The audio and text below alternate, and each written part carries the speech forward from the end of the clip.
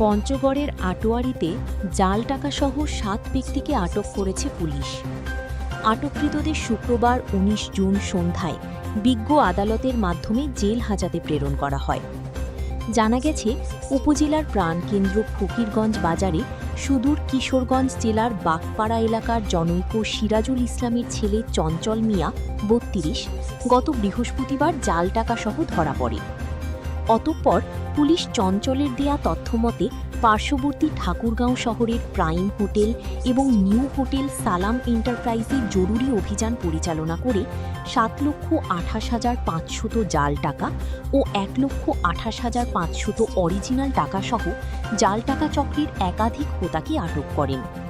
তারা হলেন বরিশাল বাকেরগঞ্জ উপজেলার দুদাল এলাকার আউয়াল হোসেনের ছেলে আরিফ হোসেন ৪০, মাদারীপুর শিবচর উপজেলার মাতবরচর এলাকার ইউনুস শেখের ছেলে ইমরান শেখ ৪৮, বাগেরহাট রামপাল উপজেলার কাশীপুর এলাকার মাহমুদুল হকের ছেলে শেখ নাসিম ২৮, ফরিদপুর ভাঙ্গা উপজেলার সিঙ্গাদাক এলাকার নুরুল আমিন খানের ছেলে সোহেল খান ২৮, ঢাকা কিরানীগঞ্জ পূর্ব মুগারচর এলাকার মৃত আলী আকবর মাস্টারের ছেলে রুহুল আমিন ৫২ এবং কুমিল্লা দেবিদ্বার উপজেলার মারিচ গোপন সূত্র সংবাদ পাই যে একজন ব্যক্তিকে জাল টাকা সহ ফরিদগঞ্জ বাজারে আটক করেছে।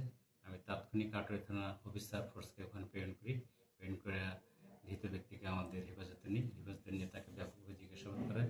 জিজ্ঞাসাবাদে সে জানায় যে তাদের সহযোগী আরও ৭ জন তারা এখান থেকে পলায়ন করে তারা ঠাকুরগাঁও জেলায় হোটেলে অবস্থান করতেছে। বিষয়টি মাননীয় পুলিশ সুপার জনাব মোহাম্মদ আবু সাইম মহোদয়কে বলার পর তার দিক নির্দেশনায় সঙ্গী অফিসার ফোর্স ঠাকুরগাঁও জেলায় গিয়ে প্রাইম হোটেল এবং নিউ হোটেল সালাম এন্টারপ্রাইজ থেকে আরও ৬ জনকে গ্রেপ্তার করি। গ্রেপ্তার করলে তাদের কাছ থেকে ৭,২৮,৫০০ টাকা জাল টাকা, বিভিন্ন নোটের জাল টাকা উদ্ধার করা হয় এবং ভালো টাকা ১,২৮,৫০০ টাকা উদ্ধার করা হয়। উদ্ধার করে বিভিন্ন জায়গায় অভিযান পরিচালনা করে থানায় মামলা রুজু করে বিজ্ঞ আদালতে সোপর্দ করা হয়।